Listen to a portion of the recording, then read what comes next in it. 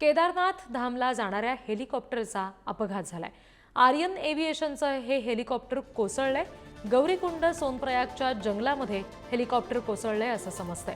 केदारनाथमध्ये helicopter कोसळलेलं आहे आणि याच्यामध्ये दुर्दैवानं 5 जणांचा मृत्यू झालाय। अत्यंत दुःखद अशी बातमी म्हणावी लागेल। केदारनाथमध्ये हेलिकॉप्टर कोसळलेलं आहे, 5 जणांचा याच्यामध्ये मृत्यू झालाय आणि ही पुढारी न्यूजवर एक्सक्लुझिव्ह दृश्य आपण पाहतोय।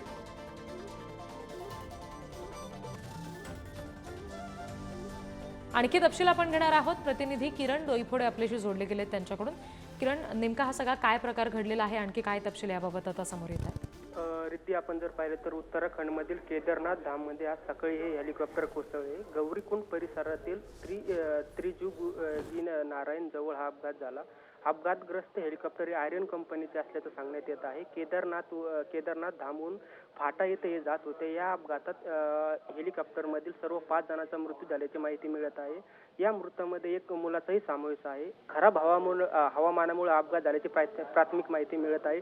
सध्या तिथे आता एनडीआरएफ टीम ही घटनास्थळी पोहोचली आणि पुढील आता तपास करत आहे। रिद्धी जी, धन्यवाद किरण दिलेल्या तपशिलांसाठी। आपण ही दृश्य बघतोय, हेलिकॉप्टरचा अपघात झालेला आहे। गौरीकुंड सोनप्रयागच्या जंगलामध्ये हेलिकॉप्टर कोसळले। केदारनाथ धामला जाणारं हे हेलिकॉप्टर होतं। दुर्दैवाने याच्यामध्ये 5 जणांचा मृत्यू झालाय।